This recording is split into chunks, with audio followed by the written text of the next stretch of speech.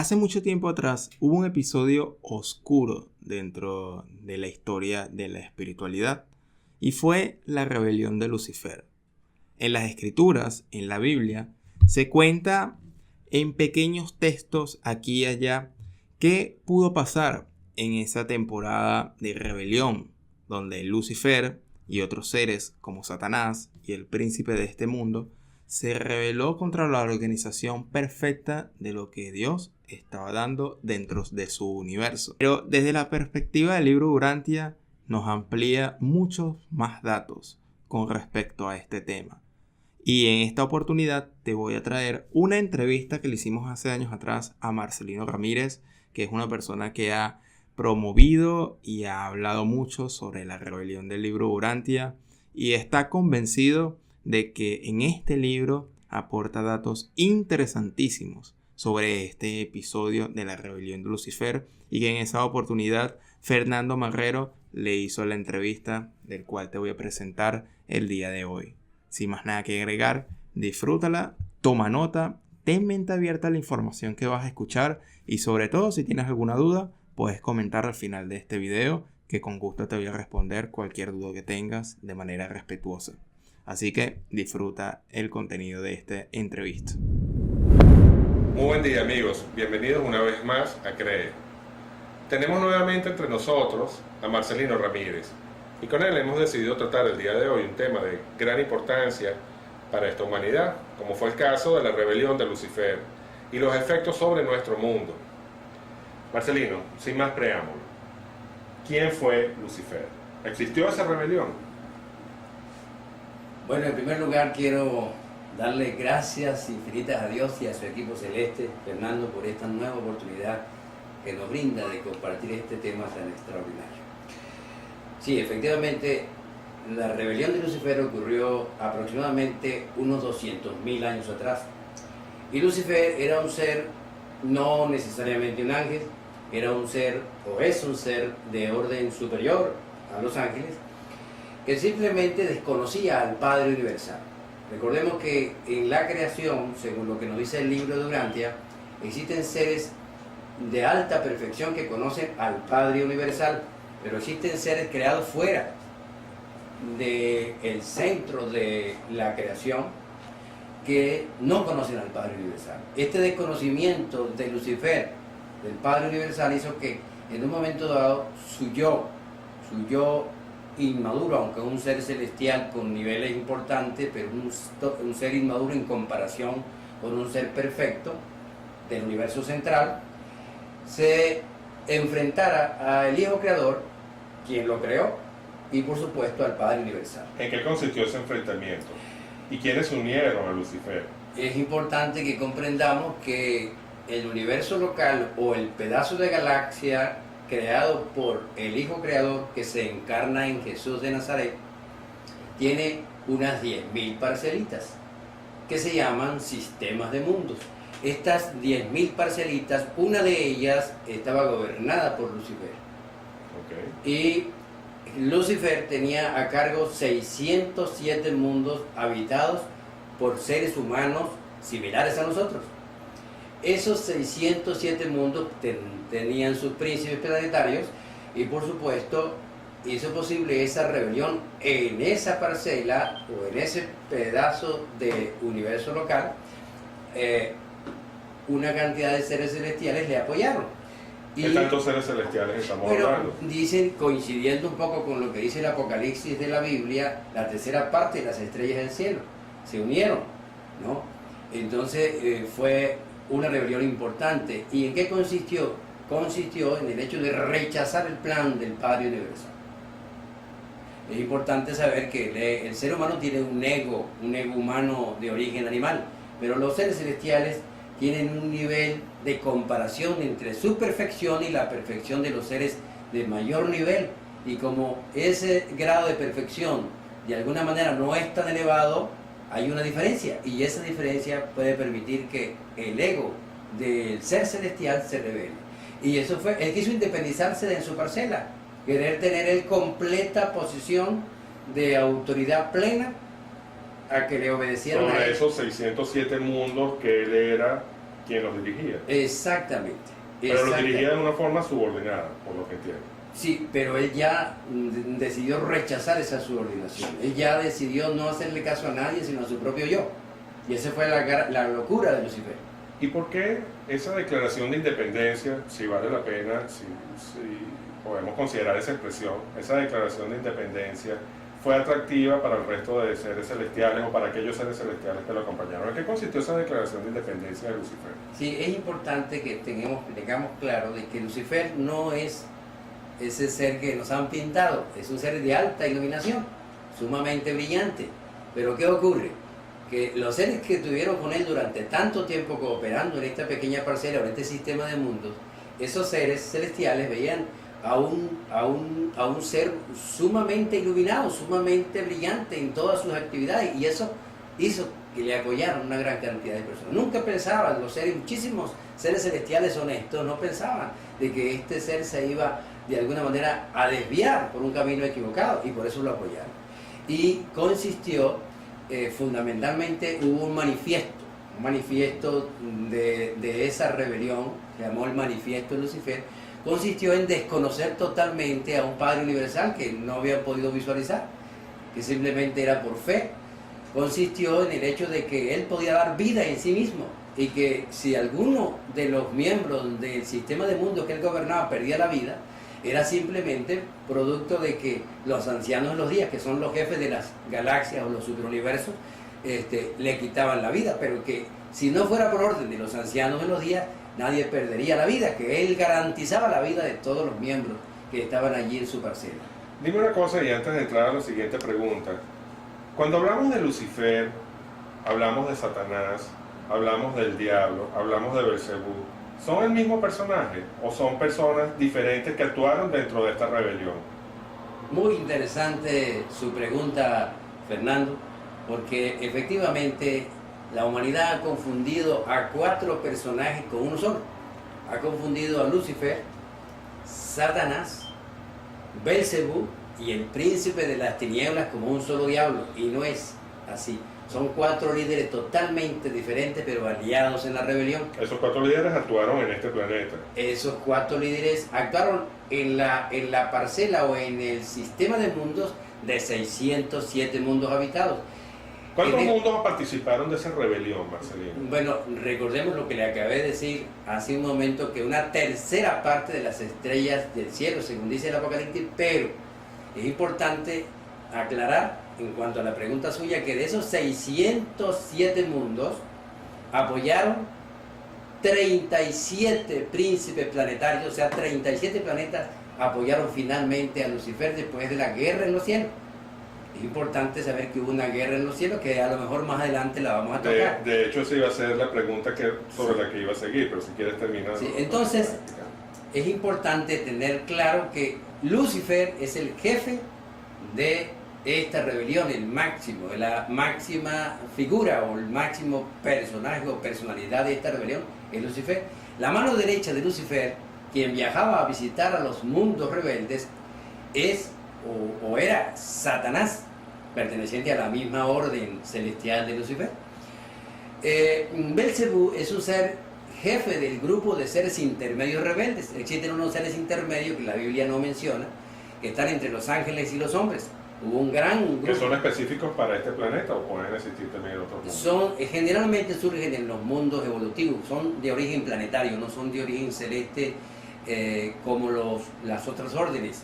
Pero los seres intermedios sí son de origen planetario, aunque son seres invisibles a los humanos.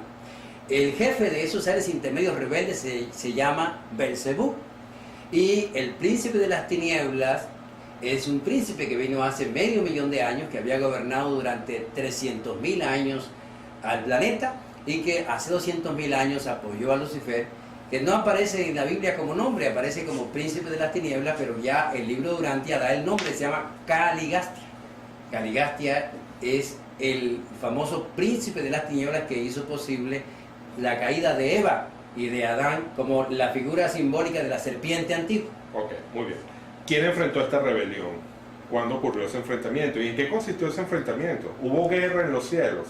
Exactamente, la rebelión de Lucifer fue enfrentarla a nivel celeste, en el sentido de la parcela o el sistema del mundo en el cual él se desenvolvía o gobernaba, la enfrentó la mano derecha del Hijo Creador. La mano derecha del Hijo Creador no es un arcángel como se ha creído. El arcángel Gabriel no es un arcángel. Pertenece a una orden muy superior que se llama la brillante estrella matutina, y Gabriel, con la autorización del Hijo Creador, se enfrentó a Lucifer, vino a un lugar donde es la capital gloriosa del sistema del mundo que estaba en rebelión, y ahí se instaló Gabriel, por cierto, con una bandera. A lo mejor después hablamos de esa bandera, y Lucifer con otra bandera. Y ese enfrentamiento consistió exactamente en que Gabriel dio una proclamación y Lucifer dio otra proclamación, y los seres celestiales asistían a esas proclamaciones o a esas deliberaciones que ellos expresaban y decidían. La guerra en los cielos era peor, o mucho peor, fue mucho peor que las guerras físicas humanas, producto de que en las guerras físicas humanas se puede perder la vida física, pero estaba en riesgo la vida espiritual de esos seres en la guerra en los cielos. Y era la decisión que ellos tomaban. Unos oían a Gabriel, otros oían a Lucifer, y tomaban la decisión de a qué bando unirse. Esa decisión era vida eterna con Gabriel y muerte eterna con Lucifer. Es la diferencia con respecto a las guerras humanas. ¿Qué tiene que ver en toda esta rebelión entonces Jesús de Nazaret? Si es que tiene algo que ver. ¿Cómo no? El Hijo Creador encarnado en Jesús de Nazaret tenía un propósito extraordinario, y es importante la ampliación que hace el libro de Urantia con respecto a los auto-otorgamientos del Hijo Creador en distintas órdenes celestiales. La Trinidad Infinita le pide al Hijo Creador que tenga una cantidad de experiencias en sus criaturas, 7 experiencias, y él había elegido 6 de sus seres creados para auto-otorgarse, pero nunca había elegido a un ser de carne y hueso, y precisamente eligió a ese ser de carne y hueso en el hijo de José y el hijo de María, Jesús de Nazaret. Se encarna en Jesús de Nazaret en su 7º auto-otorgamiento, y allí, en carne y hueso, en criatura humana, logra vencer esa rebelión, logra triunfar sobre esa rebelión en forma esplendorosa. A ver si entiendo bien el punto. Es decir, la rebelión dio inicio hace 200.000 años, sin embargo, esa rebelión se derrotó finalmente hace 2000 años cuando Jesús de Nazaret, o cuando Micael de Nevadón encarna en la figura de Jesús de Nazaret en nuestro mundo. Así es. ¿Es así? Así es. Fernando menciona a Micael porque la orden a la cual pertenece el Hijo Creador encarnado en Jesús se llama Micael o Michael, o en español Miguel. Tampoco existe un arcángel Miguel como tal. La orden a la cual pertenece el Hijo Creador encarnado en Jesús es la orden de Miguel. Y sí, el objetivo es venir y triunfar. Precisamente un poco antes del bautismo de Jesús en el Jordán, unos 4 meses antes, él se interna en un monte muy conocido que se llama el Monte Hermón, y ahí está 6 semanas. Y en la última semana él le pide al Padre que tenga contacto o que le permita tener contacto con sus hijos rebeldes. Vienen Satanás y Caligastia. Satanás por orden de Lucifer y Caligastia por ser el príncipe planetario. Por ser el príncipe planetario, y se enfrentan allí en esa última semana con Jesús solo en el Monte Hermón. Y Jesús, ante todas las propuestas de de Satanás y de Caligastia, efectivamente Jesús siempre tiene la respuesta de que se haga la voluntad del Padre Universal. Entre esas propuestas estaba pedirle que se uniera a la rebelión, por lo que entiendo de acuerdo al libro de Urantia. Es posible, indiscutiblemente, que tuvo que ver con eso, aunque la Biblia, pues hay una confusión en la Biblia. Jesús habló algo a los apóstoles sobre esta estadía de él en el Monte Hermón, y también habló algo sobre la estadía en el desierto después del bautismo. De manera que hubo una confusión y se escribió esta tentación como si fuera después del bautismo en el desierto, que fue un error. En el desierto tuvo Jesús las grandes decisiones, cómo iba a quedar acá con los poderes o sin los poderes. Esas fueron las grandes decisiones. Pero la gran tentación fue antes del bautismo en el Monte Hermón. y precisamente en esa gran tentación él logró mantenerse firme, y yo supongo, en el caso que usted comenta, Fernando, de que mucho tuvo que ver no tanto con el hecho de que la piedra se convirtiera en pan o que se lanzara por un precipicio y los ángeles lo tomaban, o el poder del mundo, como se habla en el Apocalipsis, sino fundamentalmente con el hecho de ofrecerse o disponerse o tratar de convencer al Creador en Jesús para que se uniera a esta rebelión y tuviera un autodominio pleno sin necesidad de mayores inconvenientes en su universo local. Entonces, ese tipo de deseo de autoridad propia, sin que le rinda cuenta a nadie en su universo local, con seguridad fue lo que le ofreció Satanás y Caligastia en ese encuentro. Y él siempre rehusó. ¿Por qué? Porque todo lo que tenga que ver con el éxito de un ser celeste o humano está en disposición al grado de entrega a la voluntad de ese Padre universal, que fue desconocido por Lucifer. Bien, ¿qué tiene que ver esta rebelión, si es que tuvo algo que ver, con el caso de Adán y Eva, asumiendo, de acuerdo a lo que nos dice el libro Urantia, y también de acuerdo a lo que nos dice la Biblia, que Adán y Eva realmente existieron? De acuerdo al libro Urantia, Adán y Eva, la presencia de ellos dos en este mundo ocurrió hace unos 38.000 años, es decir, ya había avanzado muchos miles de años la rebelión de Lucifer. ¿Qué tuvo que ver esta rebelión con la presencia de Adán y Eva en nuestro mundo? ¿Y en qué consistió la caída de Adán y Eva? ¿Cómo no, Fernando? Es importante para nuestros hermanos y hermanas que nos están viendo y escuchando que hayan ciertos detalles, porque Urantia tiene fundamentalmente la misión de ampliar no solamente lo que dice la Biblia, sino lo que dice todos aquellos libros que se consideran sagrados. Adán y Eva efectivamente existieron, pero no son terrestres, son seres superhumanos de una orden conocida como hijos materiales. También son conocidos como elevadores biológicos. ¿Por qué hay hijos materiales? Porque son un poco más densos que los arcángeles, por ejemplo. No son espiritualmente así como los arcángeles en cuanto a su cuerpo, sino un poco más densos. Y ellos vinieron, como usted dice, hace 38.000 años, porque necesitaban que ellos produjeran mucha cantidad de seres descendientes de ellos, y esos seres descendientes se iban a unir a un Fernando, se iban a unir a un Simón, que nos está ayudando con las cámaras, se iban a unir a un Marcelino, A los seres humanos. a los seres humanos apropiados. Y Esa misión bíblica que los ángeles se unieron con las hijas de los hombres, ¿tiene algo que ver con eso? no exactamente, eso fue una raza que se produjo antes de la rebelión de Lucifer. Recuerden que el libro Urantia expresa que antes de la llegada de Adán y Eva se habían producido 8 razas en la humanidad, y precisamente la 8ª raza que se produjo debido a la rebelión de Lucifer es la que se refiere al capítulo 6 de Génesis de la Biblia, que los hijos de Dios se unieron a las hijas de los hombres. Ya. Pero no quiero desviarte de la pregunta que te había hecho. O sea, ¿qué tiene que ver la rebelión de Lucifer con Adán y Eva? Ahí voy. En el caso de Adán y Eva, no apoyaron. Adán y Eva vinieron 162.000 años después de la rebelión, y no apoyaron la rebelión de Lucifer. El príncipe Caligastia estaba aquí y él podía comunicarse con Adán y con Eva, ellos lo podían ver directamente, y los humanos no podían ver al príncipe Caligastia, pero Adán y Eva sí. Y el príncipe Caligastia hizo un propósito de hacer caer, o tuvo un propósito de hacer caer a Eva y a Adán, porque no habían apoyado a la rebelión. Y entonces trataron por todos los medios de convencer con planes donde la impaciencia de Eva de alguna manera cayó en ese deseo, en ese anhelo de la famosa serpiente antigua en forma simbólica, porque nada tiene que ver Caligastia con serpiente. Y lamentablemente Eva cedió, después de tantas propuestas, a unirse por la impaciencia de no esperar el tiempo requerido, que hubiera un número significativo de descendientes puros para empezarlos a ligar con los humanos.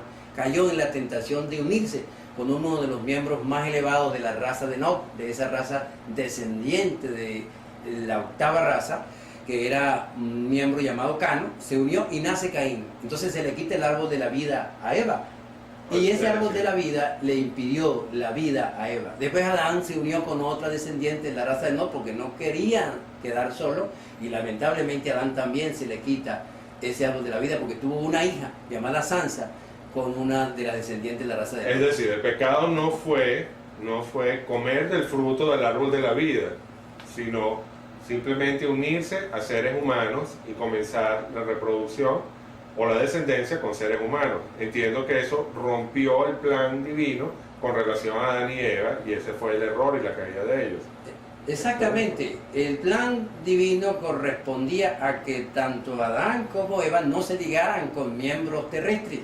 Podían ligarse sus hijos e hijas, pero no ligarse ellos. Y esa liga, como se la había siempre advertido el arcángel cuidador del árbol de la vida, un árbol que se había traído en la época de la llegada del príncipe, hace 500.000 de años, para mantener con vida a 200 seres, ese árbol se mantuvo para que le diera la vida a Adán y a Eva. Y lamentablemente no fue así. Esa impaciencia de Eva, y también en parte impaciencia de Adán, lamentablemente hizo que le quitaran el árbol de la vida y no pudieron continuar viviendo con el árbol de la vida. Ellos deberían estar con nosotros y la humanidad estuviera enormemente progresada, pero lamentablemente esta caída, que fue el segundo gran fracaso de la humanidad, producto que el primero fue el apoyo de nuestro príncipe planetario a Lucifer y el segundo la caída de Adán y Eva, y ha hecho retroceder en forma significativa a la humanidad, aún con el derramamiento del Espíritu que hizo posible el Creador en Jesús hace 2000 años. ¿En qué consistió, o sea, qué consecuencias tenía para los planetas que se unieron a la rebelión? ¿Qué consecuencias tenía esa rebelión desde un punto de vista planetario? Entiendo que el libro Durantia habla de cuarentenas. ¿Qué significa eso? La cuarentena es producto de desprender, o sea, evitar el peligro de que esta rebelión de Lucifer se extendiera a los demás sistemas de mundo.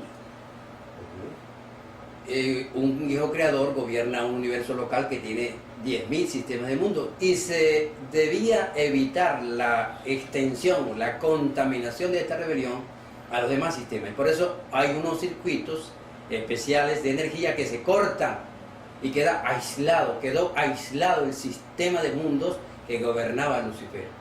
Y ese sistema de mundo al cual pertenecemos nosotros, que tenía 607 mundos, pero que ahora en el año 34, en 1934, ahora tiene 619 mundos habitados ya, el sistema que gobernaba Lucifer, nuestro sistema de mundos, quedó aislado, y ese aislamiento impidió una cantidad de aspectos de conexión exterior, y en eso consiste el aislamiento. O sea, por ejemplo, en el caso de los planetas, los 37 mundos que siguieron apoyando a Lucifer tienen peores circunstancias que los demás planetas, que no apoyaron a Lucifer, porque por ejemplo... ¿Por eso es que hay tanto sufrimiento en esta humanidad? Es parte de la causa de tanto sufrimiento en esta humanidad. Una gran parte de esta causa es producto de esta caída de este príncipe y de este grupo corpóreo que lo acompañó, que debería estar con nosotros, y de la caída de Adán y Eva. Ahora, o sea, esto mismo que pasó en nuestro planeta pasó en esos otros 36 o 37 mundos que se unieron a la rebelión. Exactamente, en unos en mayor grado, en otros en menor grado. Esta corte de circuitos o este aislamiento, por ejemplo, existe un sistema que se llama reflectividad, y ese sistema de reflectividad no se logra producto del aislamiento. ¿Qué es reflectividad? En un momento dado, en cualquier lugar de la creación, se conectan unos seres celestiales que son seconafines, y esa conexión hace posible que en cualquier lugar se vea lo que está pasando en Durantia o en la Tierra, y ese sistema de reflectividad no se puede dar producto del aislamiento. Okay. Háblame de los ángeles caídos. ¿Esos ángeles caídos qué son? ¿Son demonios? ¿Están entre nosotros? ¿Afectan a las personas? Toquemos el tema de la posesión demoníaca, si es que existe. Sí, esos ángeles caídos son quienes apoyaron a Lucifer. Había muchas órdenes, recordemos lo que ya conocen el libro Durante, que Lucifer pertenece a la orden Lanonandek primario, al igual que Satanás. El caso de Caligatia, Lanonandek secundario. Y muchos seres, como por ejemplo serafines, querubines, sanobines, seres intermedios primarios, seres intermedios secundarios, Adanes, Evas, hay unos que se llaman compañeros morontiales, etcétera, apoyan a Lucifer. Hay una cantidad que apoya a Lucifer. Esos son los aliados, los ángeles, lo que llaman ángeles caídos. En cuanto a la posesión demoníaca, pudo haber ocurrido antes de el derramamiento del Espíritu del Hijo Creador al ascender al Padre el día de Pentecostés. De hecho, en las 10 posesiones aproximadamente que trata la Biblia, el Nuevo Testamento de la Biblia, solo 2 fueron reales. Las demás fueron desequilibrios emocionales, desequilibrios mentales, epilepsias, etc. Así como pasa hoy. Hoy no ocurre tal posesión demoníaca. Pero parece haber demasiadas evidencias con respecto a eso. ¿Por qué crees que no está ocurriendo? O sea, hay una cantidad de filmaciones y de eventos que dieran como interpretación directa que hay algún tipo de posesión en la persona. Entonces no tenemos eso en este mundo. No tenemos, aunque hay realmente, como tú dices, Fernando, existen unos fenómenos que uno dice, oye, es imposible que esto no sea posesión demoníaca. Pero eso es producto de la conexión con el subconsciente mental. Es importante tener claro de que hay 2 causas por las cuales no existe posesión demoníaca. Uno, porque los seres que cooperaban con esas posesiones están presos a partir del día de Pentecostés, están encarcelados, todos los seres celestiales. Hay uno solo que está suelto, que es Caligastia, que se le ha permitido un tiempo más en el planeta. Los demás están encarcelados. Y lo otro, que el derramamiento del Espíritu del Hijo Creador, que es el Espíritu de la verdad, que cubre a cada alma humana, a cada mente humana y a cada cuerpo humano, y la presencia de la chispa divina en cada ser humano, que en Urantia se conoce como el ajustador del pensamiento, imposibilitan que esos seres se acerquen. Es decir, ni siquiera se acercan a la criatura, pero indiscutiblemente puede ser manipulada la criatura. Explícame entonces eso, si no pueden acercarse, ¿cómo pueden manipularnos? ¿Cómo no? En cuanto a las Porque posesiones... realmente existen actos en las personas que a veces son de verdadera maldad, Sí. perversos. A veces hasta te diera a pensar, oye, pareciera que aquí estuviera, que esto fuera algo que va más allá de lo que es un ser humano normal. Pero si estos seres están de hecho encarcelados, ¿cómo pueden manipularlos? Así es. Y es importante, quizás en algunas otras entrevistas posteriores podemos dar detalles de lo que significa el fenómeno que por ejemplo sufre una persona que tiene, por ejemplo, trance profundo, o cualquier tipo de persona que tiene lo que llaman canalización o lo que llaman éxtasis espiritual, etc. Pero efectivamente la manipulación se puede dar en la criatura producto de que el ego humano que viene del animal puede ceder, no solamente con la mala intención, sino puede ceder con la buena intención. Aún la buena intención puede ser manipulada, como en el caso del apóstol Pedro. Recordemos que siempre tenemos nosotros así como el ángel bueno y el ángel malo. El ángel bueno dice, haga lo bueno, devuélvale lo bueno. El ángel malo, denle un golpe, denle un tiro, trate de ver cómo lo estropea, porque mira lo que está haciendo. Eso exactamente, así funciona la manipulación. Ok. ¿Qué ocurrirá en el futuro con estos seres celestes que participaron de la rebelión de Lucifer, con Lucifer y sus seres, sus acompañantes? Ok. ¿Qué ocurrirá? Me pregunta con ellos. Efectivamente, ocurrirá que si no se arrepienten, que si no tienen un arrepentimiento, su luz va apagándose, apagándose, apagándose, hasta que ya no tengan luz. Eso significa que como tomaron su decisión final en contra del plan divino y en contra de la voluntad del Padre, esa luz automáticamente se apaga, porque el Padre nunca castiga a nadie. O sea, no existe un juicio para ellos. Cada ser celestial y cada ser humano se autodestruye. Existe un juicio, pero un juicio decretado por el yo mismo. Dios no quiere tener a nadie, ni ser celestial, ni ser humano, con el ser eterno, con la violación de su voluntad. Él lo quiere voluntariamente eterno, o sea, el deseo de ser eterno. Dios no quiere que alguien sea eterno si no tiene la voluntad de ser eterno. Okay. Y el deseo de enfrentarse a Dios, de desconocer al Padre, de desconocer sus leyes, efectivamente es una autodestrucción. Esos seres se extinguirían y desaparecerían de la creación, así como en el caso de un humano que se rebele contra Dios. Desaparecerían por toda la eternidad de la creación. Nos queda muy poco tiempo, pero brevemente, ¿esta ha sido la única rebelión contra Dios o han existido otras rebeliones? En el universo local creado por el Hijo Creador que se encarnó en Jesús, que hoy día tiene cerca de 4 millones de mundos habitados y una pequeña parte de la galaxia, no es toda la galaxia, y hay 7 supergalaxias, ya habían ocurrido 2 rebeliones antes de la de Lucifer. La de Lucifer es la tercera rebelión en el pedazo de universo local llamado Nevadón, en Urantia. Y esta es la última rebelión. Probablemente no ocurran más rebeliones porque el Hijo Creador ya tiene autoridad máxima sobre los cielos y sobre las tierras de su universo local, e impida cualquier rebelión adicional en el futuro. Marcelino, para finalizar, si pudieras darle algún consejo a Satanás, Lucifer, todos sus acompañantes. A veces yo, en vista de las pruebas que he tenido tan fuertes y de los obstáculos y de las interferencias He hablado con el hermano mayor Caligastia y le he dicho, hermano, si nosotros que venimos del polvo, venimos de la tierra, estamos tan convencidos del Padre Universal y deseamos de alguna manera compenetrarnos con Él, ¿por qué usted no, hermano, que es un ser celestial mayor? Incluso le he dicho, yo he estado trabajando incluso para su salvación, hermano. Inspírese por este ser que viene del polvo y que desea darle un abrazo, siendo usted un ser arrepentido. Y eso es el deseo de que se arrepientan, así como deseo que Venezuela salga adelante por ese verdadero grado de humildad para arrepentirse de aquello negativo y verdaderamente evitar esa extinción del alma. Así también deseo para Lucifer, para Satanás, para Belcebú, para Caligastia y para todos los seres que le apoyaron, que se arrepientan para abrazarnos allá llenos de regocijo en esa eternidad que se nos dio a cada uno de los seres celestiales y a cada uno de los seres humanos. Bueno, pues bien, Marcelino, muchísimas gracias por esta nueva oportunidad de tenerte entre nosotros. Nos honra con tu presencia aquí en Caracas. Espero, amigos, que les haya gustado este tema.